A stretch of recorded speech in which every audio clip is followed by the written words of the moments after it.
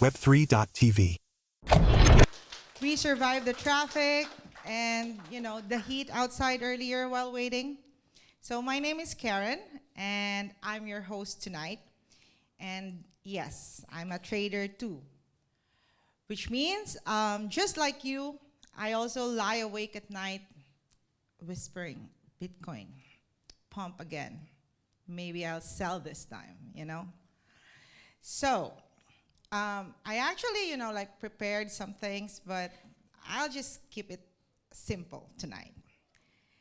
So I want to introduce you tonight to Chatoshi.ai.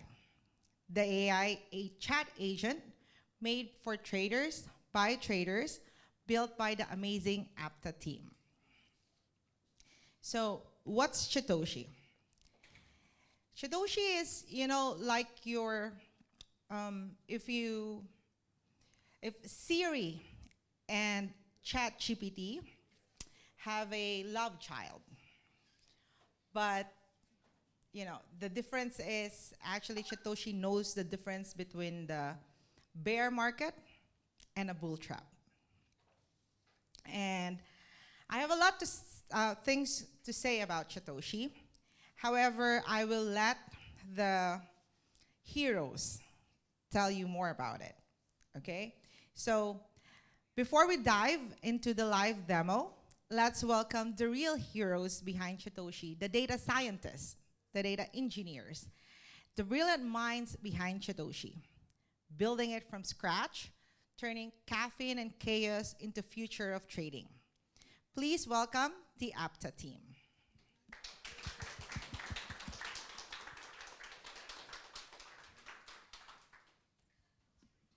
Thanks, Karen. So it's not a one-man team. There are others in the audience, but I'm just giving the first presentation. Okay.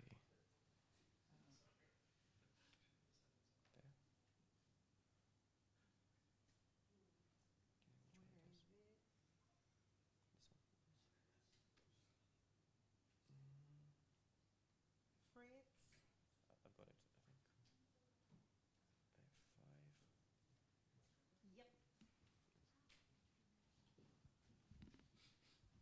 It's okay, I'll stay. All right, so in today's presentation, I want to talk you through previewing the next evolution of crypto copilot agents. So that's quite a mouthful. So hopefully by the end of the presentation, I'm able to break it down to make sense of what this title actually means. But the real aim is we want to try and introduce you to Chatoshi. And as Karen mentioned, the basic idea is that we want it to be a tool as a one-point access for all your crypto needs. So what that means, in very, friendly terms, is the ChatGPT for crypto, but far, far more than that. It effectively wants to be a platform where you can come to this tool and ask simple information, or much more beyond that, things like insights, extract various alpha, or extract different kind of analytics, just using human natural language. But before we properly go into that, I want to give you a bit of an insight into the technology behind Chatoshi and why it is so powerful. Very briefly, just to introduce my team, I am Vatsal, the CTO of Apta, which is an AI spin-out from the University of Cambridge. So let's take a look at the scope for what we're going to talk about today. So as a first step, I want to establish the foundation and introduce to you the technology which powers Apta, or our product, Chatoshi. And the idea is we introduce something called the preemptive agentic architecture. Once I've established the foundation of how the technology behind Chatoshi works, I would like to introduce you to some of our live agents. Which agents power Chatoshi itself, and what kind of things can you already do with Chatoshi if you were to use the app or the web application? Once we take a look at a snapshot of what these live agents are, I want to bring you up to speed into what agents are in development underneath the hood for Chatoshi to make it even more powerful beyond what it is today. And finally, I want to end the presentation by giving you a long vision of where we see Chatoshi to be in the future, maybe a few months down the line. Okay, so let's get into the somewhat technical part of the presentation. This is the only technical slide. Everything else is more of a demo. So Everyone, I guess, are familiar now with LLMs. Everyone nowadays in the day-to-day life probably use things like ChatGPT, Claude, Gemini, Mistral, DeepSeek, and whatnot. Hanuman, I heard recently. So, but we believe that despite these models being great, and coming from an NLP background myself, these models at the end of the day are what we call autoregressive language models. This means at the heart of how they operate, all they do is given a historical sequence of words, they predict the next most likely word that should follow from that sentence. And because of this behavior, it gives them very strong language capabilities. But that's kind of where they're limited. They're designed for language, not inherently designed to perform reasoning or deep analytics. So the way, I guess, the AI community solve this problem to be able to do more complicated tasks is they leverage something called agentic flow. And this means the LLM does not act in isolation. It's part of a greater ecosystem of modules. And we apply this ecosystem to the crypto domain for Chatoshi and adapt it to make it what we call preemptive. So let's take a look at this example question, a very simple question, to understand how this architecture works. Let's say someone comes to Chatoshi and asks a very simple question: is Pepe up? So the first layer of our system is the LLM. The LLM acts as what we call the ears of our system and also the mouth of the system.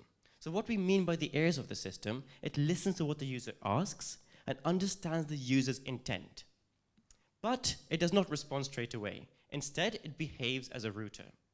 And when behaving as a router, it decides amongst a suite of different tools underneath the hood, which most people now refer to as agents, which one should be triggered to be able to answer that question. So in this second layer, the router decides to route, in this case, to a live market agent. This live market agent can be the brain to be able to answer this question. The live market agent acts on the question and operates over our data layer, as bespoke crypto data layer, to try and fetch the relevant information to answer that question. And once it's done its processing, got the response, it sends the output back to the LLM. And because the LLM is a great natural language communicator, the LLM is like, okay, the question was, is Pepe up? This is what the agent is telling me. Let me just write it back in a nice way to the user. So the high-level idea is, we are still using the LLM, but just as a communicator, an interface with the user. All the hard work is being done under the hood by these agents. So what really matters are the agents themselves. How do they operate and what agents do we have? And the way we see it at Apta is when we design each agent is designed for a very bespoke purpose, one functionality. Agents could include, for example, influencer validator, live market, coin health scorer, blockchain explorer, and many other such agents. So next, I would like to take a look at what agents do we actually have right now inside Chatoshi if you were to use it. Because this will dictate what are the functionalities that you can do with Chatoshi to use it effectively for yourself. Okay, so the agents we have include a news and sentiment agent. This means you can query about live news up to the current minute and sentiment associated with various different tokens and other topics. We have a crypto fundamentals agent.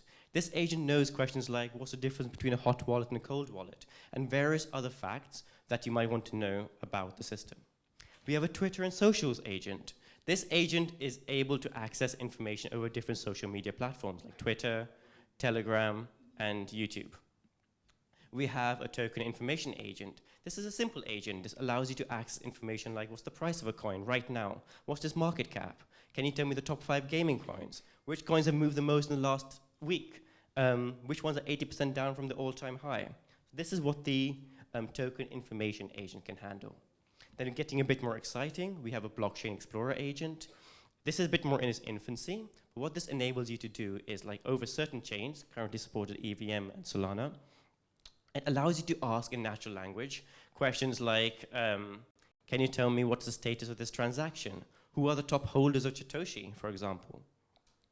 Then we get into, the more analytical agents. There's the quant and alpha agent. This allows you to perform technical analysis on various different tokens to see how they perform according to various technical indicators.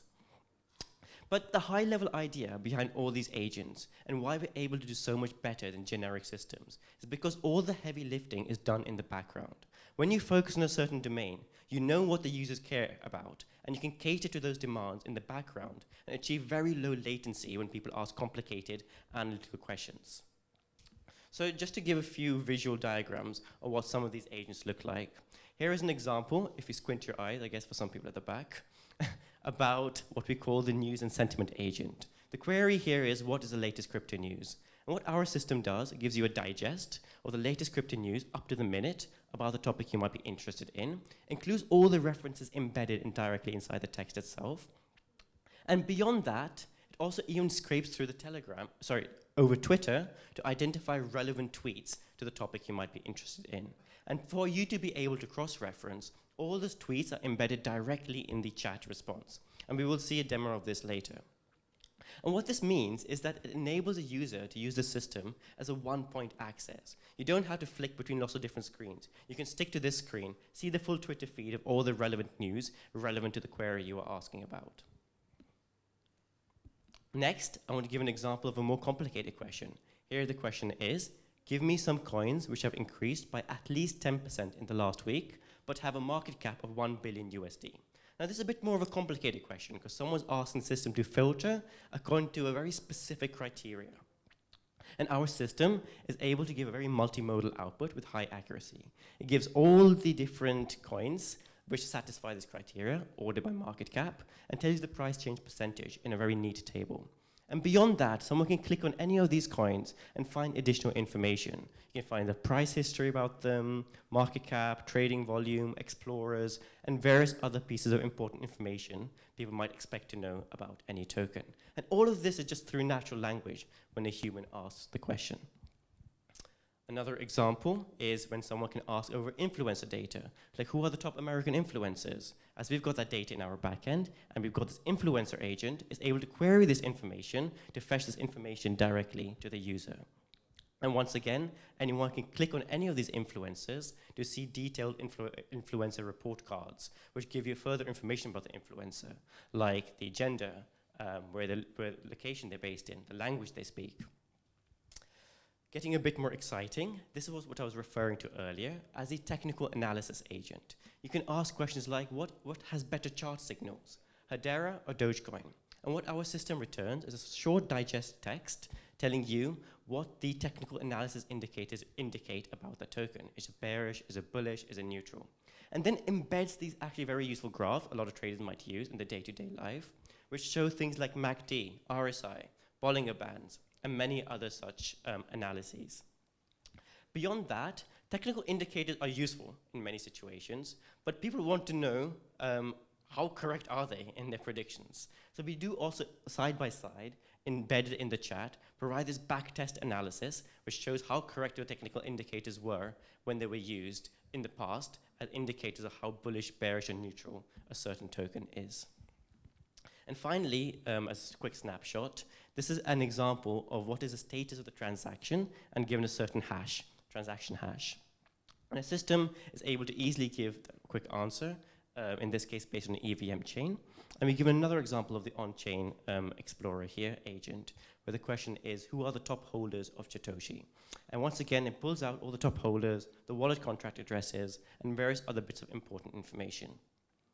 So my aim really from showing these examples is for you to kind of get a feel of what the wide variety of different features are incorporated into Chatoshi, and how maybe you can start seeing the vision that this can act as a single point of access to a very different number of users. They could be newbies in the space, they could be experienced traders, but the main idea is we want to democratize access to these different agents using just natural language. Typically, these kind of functionalities might be ring-fenced to an elite set of users who might have financial skills, programming skills to be able to query the blockchain, and various other skills which puts them ahead of the counterparts.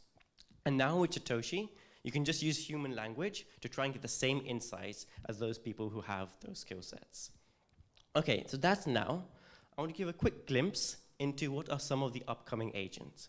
There are many, many agents in the pipeline, but of course for in the interest of time, I will pick just a few for this presentation. So in the short term, one aspect we want to try and incorporate, and this is where we start seeing ourselves very different from generic tools. It's giving very, very detailed information for newbies being onboarded into the system. If we gave Chatoshi to, let's say, my mum, the first question she asked was, which Bitcoin should I buy? So it was not the ideal question for our system, and you can see there's a lot of misunderstanding in the community. So in these kind of questions, we want to be able to educate the users of what actually crypto is and guide them along the right lines. And often, the reason people are coming on, they want to invest some money into the space. So as a simple question, if someone comes onto the space, they might want to be guided into what might be a sensible portfolio to start with. Nothing particularly intelligent, but basically try and match the risk appetite. This could be like being conservative to very speculative investments. And then this gives kind of detailed information. What kind of things should you be looking out for? Why isn't that investment conservative? Because you have this fraction of stable coins, you have this fraction of more volatile assets. So these kind of dashboards and in-depth information can help guide the user coming to use the system in the first place. Another agent we're looking to incorporate, and in fact is already in place if you try the app today, is something we call the KOL calls backtesting. Now we can use, for example, Chatoshi to ask very simple questions like, can you tell me what has been the win rate of Alex Becker? I hear this dude on YouTube all day making, so buy this coin, buy that coin, buy that coin. How correct has this guy actually been in the past?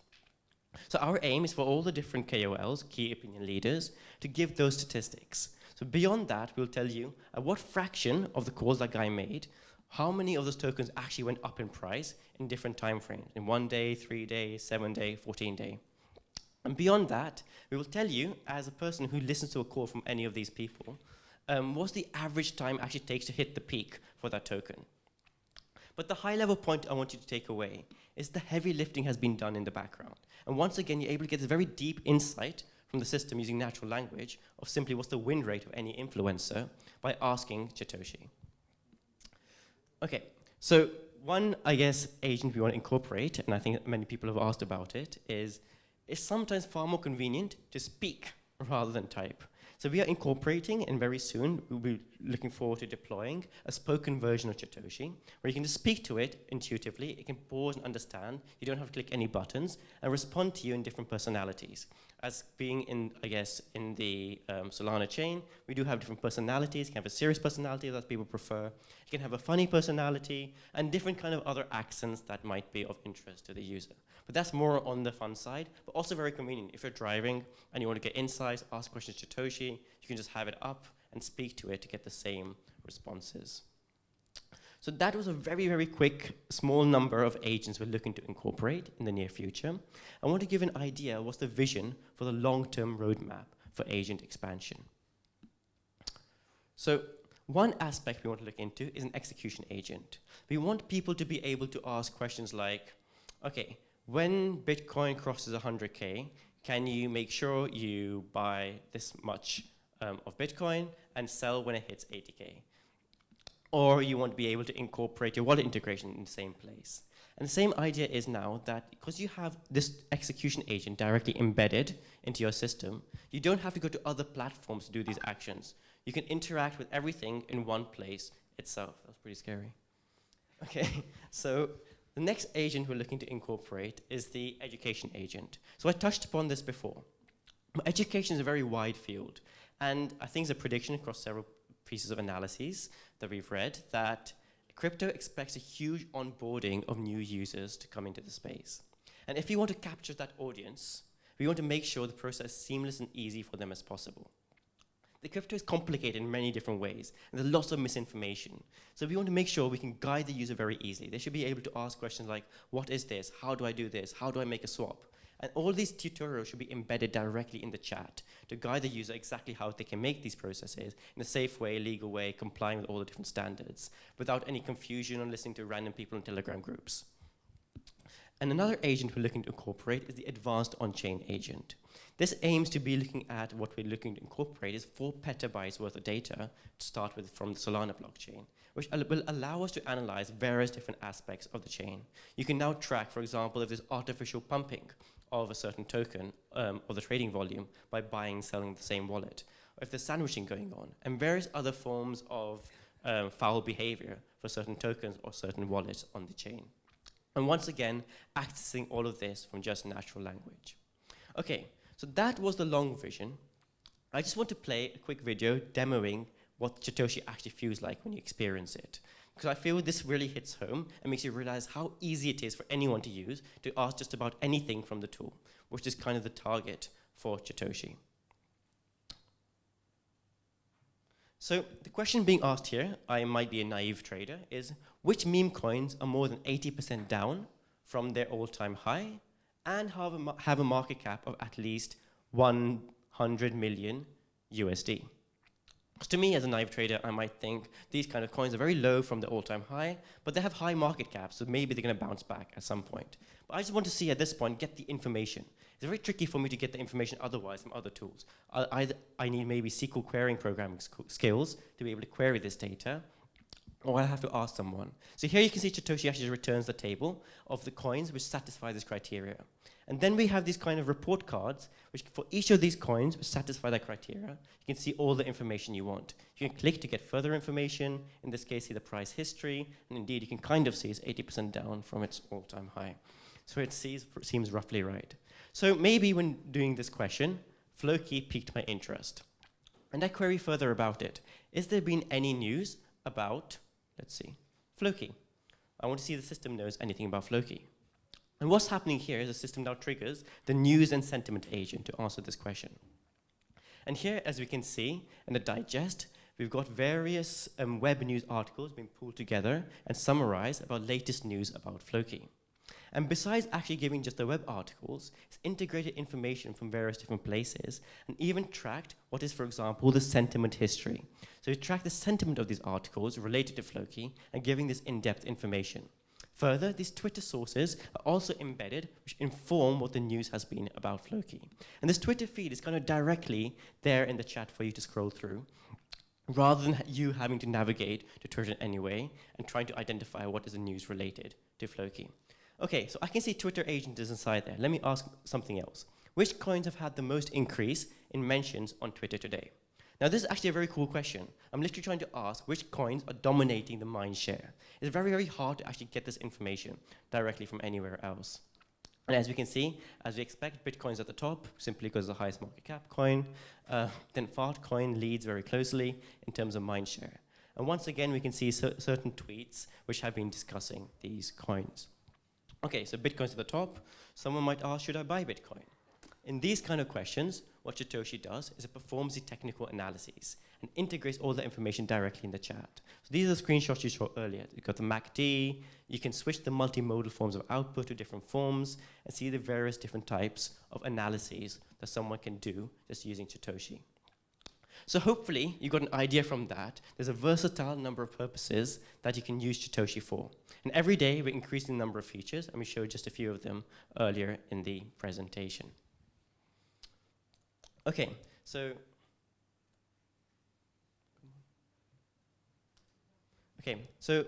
the main point to hit home is we want to make Chatoshi a tool, not to be noble in everything, but to be a tool such that anyone can use to not be guided by misinformation in the field. Especially in the crypto field, it's kind of renowned for charlatans, scams, misinformation, and very little detail about what's actually going on.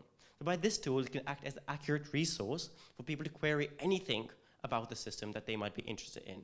This could be people for education, traders, or just analysis and insights people might want to know about tokens and various other entities in the field. And so far, what we've got is a web application to try Chatoshi and also the Chatoshi app. And our hope is that we get people to try it out, give us feedback, both good and bad at this point. We want to be dictating our next steps based on what people like and want from our system. So thanks everyone, and do try it out.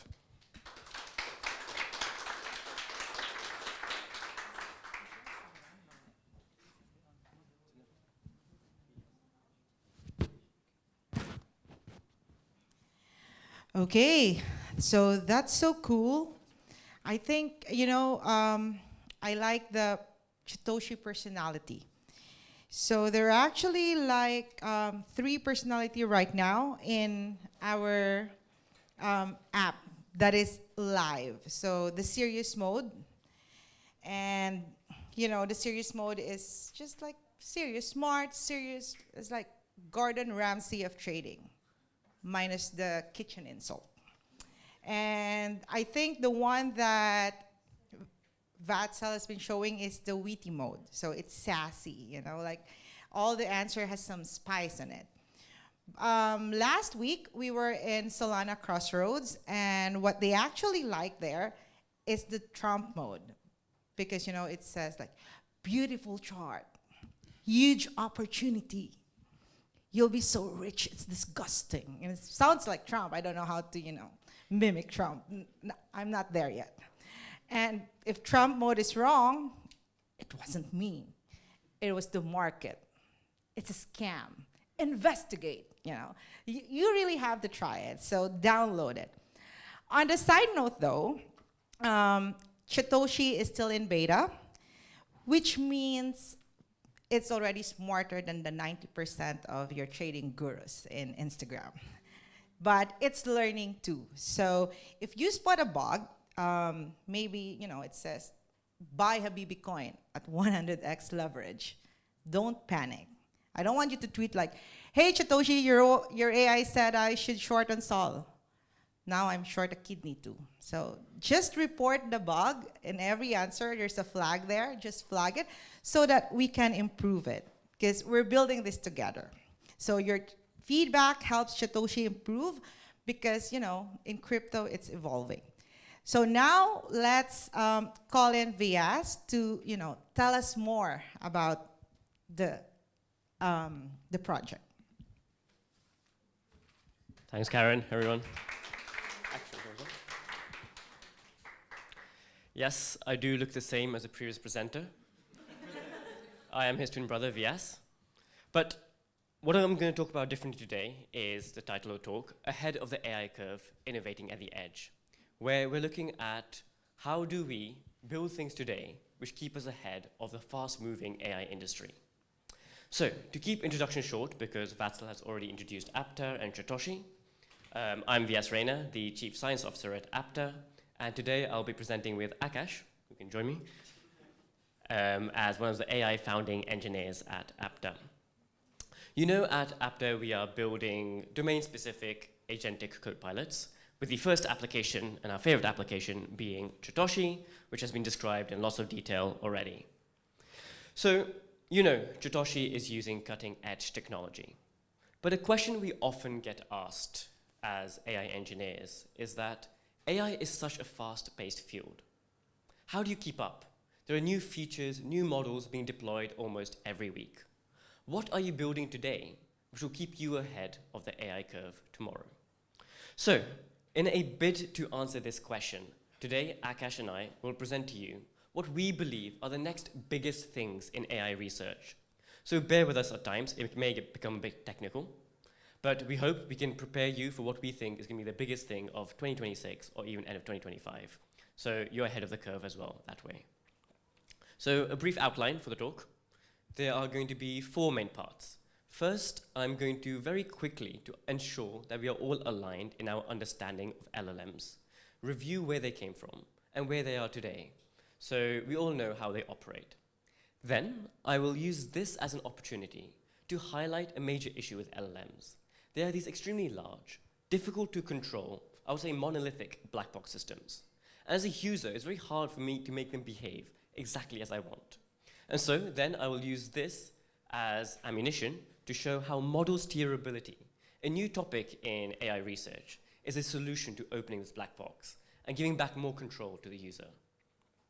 Great. Then thirdly, I will hand over to Akash, who is going to remind us of how the entire AI industry as a whole has moved away from solely relying on large language models, but adopting something called the agentic architecture, which Vatsal described for Chatoshi earlier. But Akash will highlight how this agentic architecture is insufficient when you want to scale to millions of agents, a future we all want to have, where everyone has their own agent but interacts with one monolithic system. And the solution he's going to propose is going to be called MCP, Model Context Protocol, an upcoming and exciting new thing some people may have heard of, coming right out of research, very fresh now, and Akash will explain how this will solve the problem of scaling. Okay, so without further ado, let's start with a brief review of the timeline. I don't want to spend too much time here because I think we are all familiar with LLMs and they've suddenly taken the world by storm. But I do want to remind you that the first functional deep learning systems, the kind of precursor to these LLMs, the operation behind them, came in 2009, so not that long ago. And it was only by 2024 where we had these more generalist, multimodal, powerful large language models, such as ChatGPT, DeepSeek, Gemini, Claude, and many others, as we are probably using day to day. Probably ChatGPT is dominating the usage right now. So these LLMs are great. But what I want to remind everyone of, so we are on the same page, slightly technical, is how these large language models are trained. Essentially, there are two key steps. First is called self-supervised learning. Here, the language model is given access to a large wealth of information, specifically sentences from the internet. And they're trained to predict every word in each sentence one by one. What this means is that when the language model has given a new sentence, it's able to complete it to find the missing words.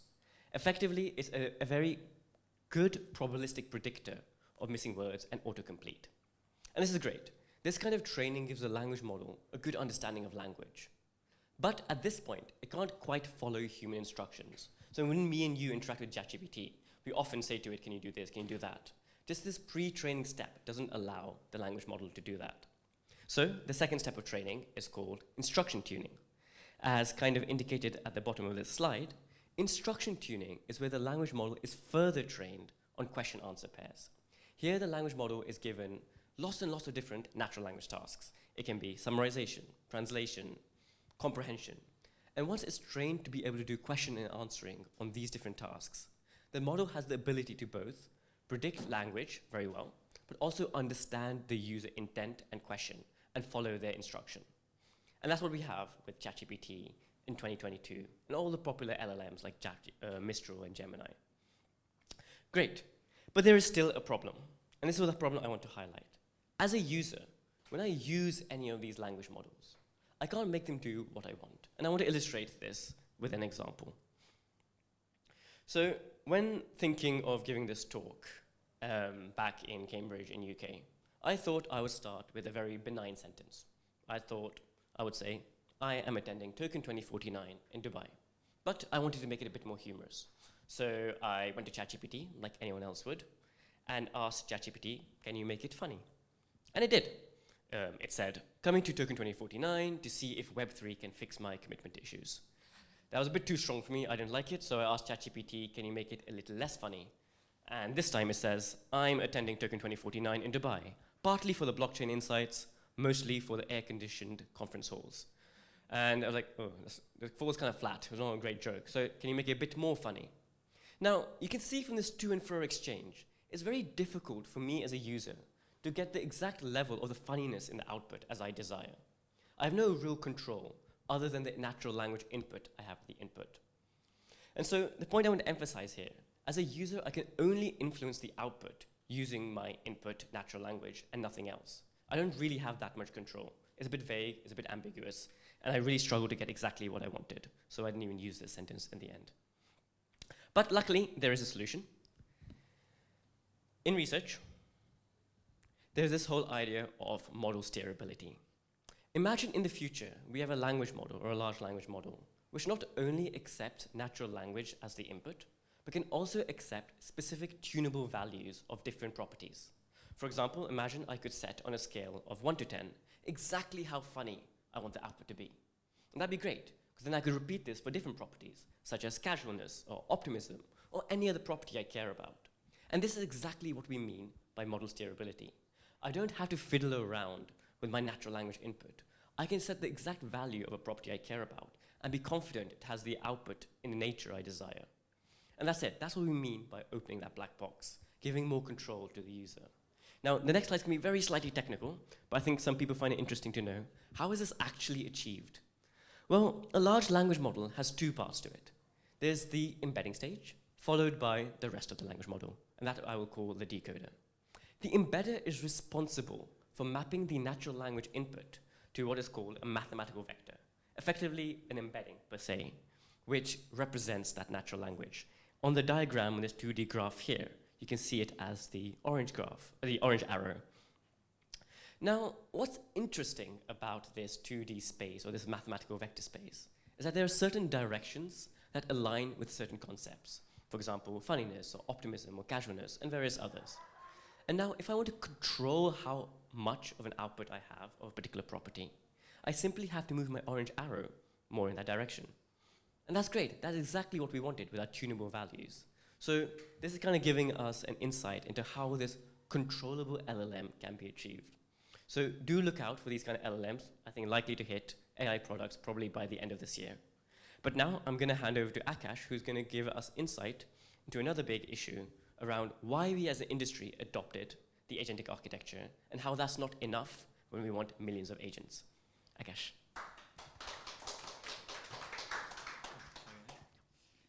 Thanks, VS.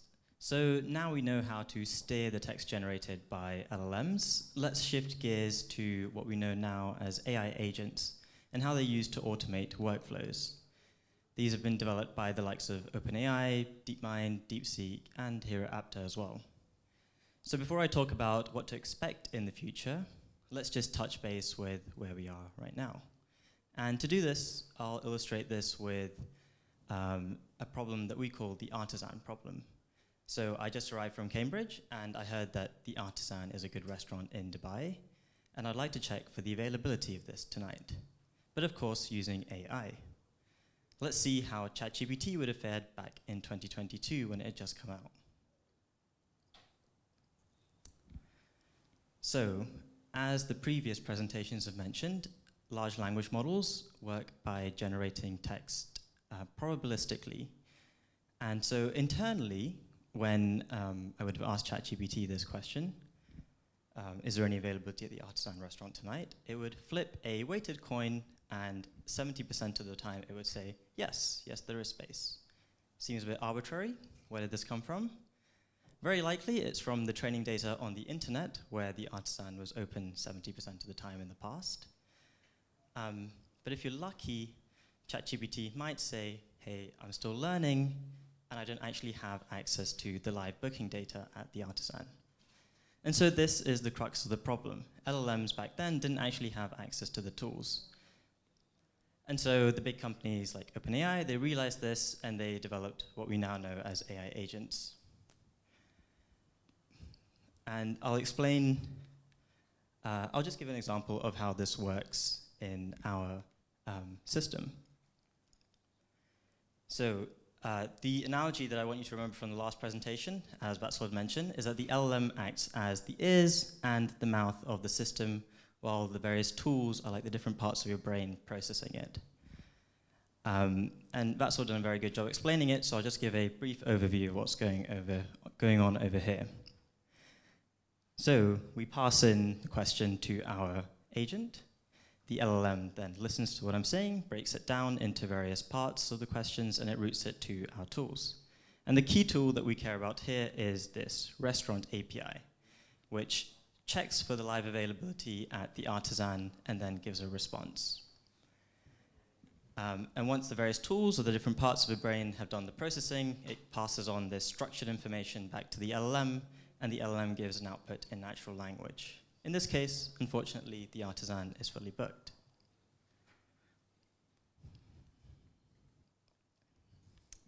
But these agents have been around for just under a year now, and they're very cool. They can automate workflows.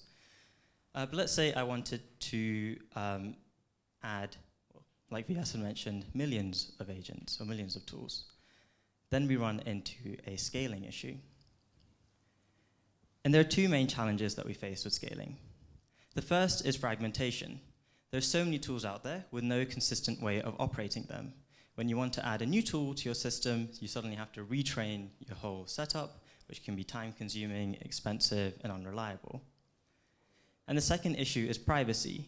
There's so many companies out there with a lot of tools, a lot of data that they don't want to hand over to third parties. And this could be, for example, because they're dealing with private user data. And so to solve this, we're going to use what's called the Model Context Protocol, or MCP for short. This has been researched in the AI community, and we're here to bring it to the Web3 community. Before I dive into how this works, the key picture that I want in mind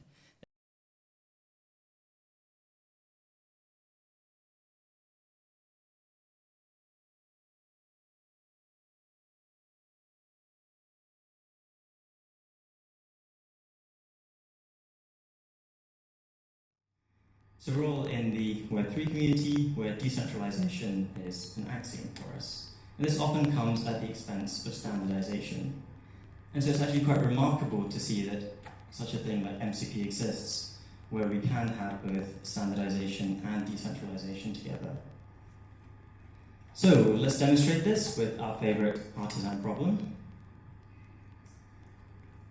Just as a reminder, we have problem, it gets fed to the LLM, and we call the restaurant API. But let's say that the artisan now want to take a decentralized approach. They decide to use MCP. So the first thing that they must do is standardize their tool. So MCP defines a protocol. It defines a consistent schema for the inputs and outputs that you'd expect in a tool. In this case, a tool to check for the live availability at the artisan. And what this means is that tools now become plug and play for your system. You don't have to retrain your system to get used to this new tool. And so this solves the fragmentation issue. So now let's see how we can put this in our decentralized execution framework. So again, as a reminder, we have an LLM that accesses the restaurant API. And what makes this centralized is that the restaurant API is hosted by the agent. To make it decentralized, the restaurant API needs to be hosted by the artisan themselves. And so for this, they require an MCP server. So now in this new setup, we have the LLM that calls the MCP tool based off of the standard schema that we've given it. And then the MCP tool calls the MCP server. This is hosted by the artisan. It then checks for the availability at the artisan, and the result is fed back to our system. And it continues its business as usual. So so MCP is very useful for this, and what's nice about it is that it allows our system to be agnostic to the internals of the tool. And so just to recap, VS has told us how we can steer LLMs and the advancements in that, and I've shown you how we can scale effectively using MCP. So let's see how we take this approach in our very own Chatoshi. So Chatoshi is our world-class Web3 AI copilot. It's built with bespoke, centralized experts, and it delivers you the insights that you need very quickly. But we want to take this to the next level. We want to reach the moon. And so we're going to use the two approaches that we've talked about. The plan is to improve the persona of Chatoshi using LLM steerability, and we're partnering with various providers of MCP servers to deliver you more features. The ones that Vatsal's mentioned, as well as things like yield management, more trading strategies, and deeper on-chain data. We're very excited to show you this in the future. But for now, let's open the floor to questions. Thanks, everyone. So do look out for these two new things. Yeah, any questions? Brilliant presentation. Thanks for that. Appreciate it. With the example of the artisan, if the artisan didn't have the MPC server, then would it not be able to answer the question accurately? That's a good question. So let's say, so in the previous setup, if we have access to the artisan data, then we would be able to answer this question. But as always, a backup, let's say we didn't have access to the artisan data, then you can always do a web search to see if this data is available. So you would check that on booking.com or whatever they use, table.com, whatever, to confirm if there's actual availability. Yeah, yeah. But the problem is that in those cases is that you don't know how reliable it's going to be. And so the best case scenario is indeed that you partner up with the artisan to meet in the middle somewhere. If it doesn't have that ability, it should output, sorry, I cannot answer this question. I don't have access to artisan. Would that be a valid You'd whisper. hope. You'd hope. Yeah. Okay, fair enough. But I think you've actually touched on something very interesting, and I think it's probably one of the biggest business opportunities probably in the next 3 years, is companies that don't build MCP servers are going to get left behind in advertising. Imagine you ask ChatGPT, what's a good restaurant? Which one has good availability today? It's naturally going to show the ones for which it has API access. If your restaurant's not keeping up to date with what everyone else is doing, you're not going to appear in these LLMs. So this is what everyone talks about as LLM-EO, the new version of SEO, search engine optimization. You want to optimize your businesses so they appear in LLM searches. So anyone with spare capacity, start building this now. And I think it'll be $1 billion company in 3 years. Thanks for that. Yeah, any other questions? Hi. Hey. Okay. I had a bit more deeper question. Please go ahead. More on the AI. As we understand, the first paper written was on the cybernetics. I think it was Pitts was the name I remember. So I'm just thinking about that and then how we have progressed on the AI. So right now, what I understand from your description is AI is more like there are databases, or let's call it our human experience memories, and the system is just picking up and coming back based on the probability of what we are inputting. Do you see a scenario where it is able to mimic how a cognition or whatever happens in the human brain, which I'm sure it's called the AGI, where not only just stores information, but it also stores information in a way of certain awareness of its own. It has, of course, it needs to have a self for it to be aware. So what is your thinking about that? Yeah, if I may start first, I think you're touching on quite a philosophical question over here, whether we can have consciousness in AI. But my general approach, and I think kind of reflecting something which Jan LeCun said, the CEO of Meta and one of the 4 founders of deep learning, he said the current technology does not mimic how the brain thinks. It's trying to basically hacking its way together to answer a question and convincingly. And I think agentic AI itself already solves the problem around probabilistic models trying to answer your question based on probabilities, but instead going by facts, which it gets from APIs. But if you want to mimic what humans do and have consciousness, I think people in industry, in academia, have proposed various different architectures which they think are simulating the way the brain thinks. I don't know if you remember any specific ones. Yeah, good question, yeah. So like the way current deep learning models are developed is, like you might know, using artificial neural networks. And the idea behind that is to try and simulate how the brain works. And like VS was touching upon, there are more architectures that are out there to try and get closer and closer. And that's how they compute what's going on. The actual learning process uses what's known as backpropagation, where you calculate the gradients and you try to fine-tune the little knobs in your neural network. And that's not how the brain learns. And so that's where a lot of research is going into to try and see if we can mimic a bit more about how the brain learns that way. Okay, wonderful. Any other questions from anyone?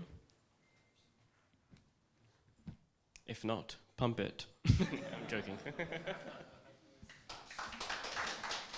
Thank you, our, the data engineers and AI scientists, the best. And fun fact, for those of you who doesn't know, we also have our Chatoshi coin. Market cap, $2 million. Liquidity, $800,000. That's kind of like 40% of the market cap, right? We have 2,300 brave holders. Are you one of them? Yeah, okay, not yet a holder, but you guys are gonna hold because, why hesitate? Like 6 months from now, you're gonna regret it like you regret not having Bitcoin in 2011, right?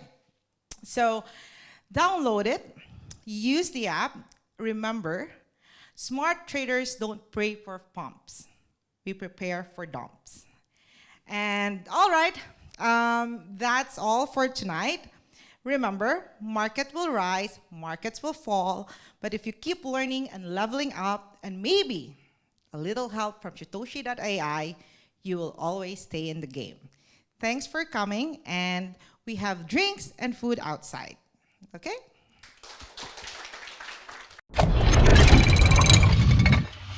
Web3.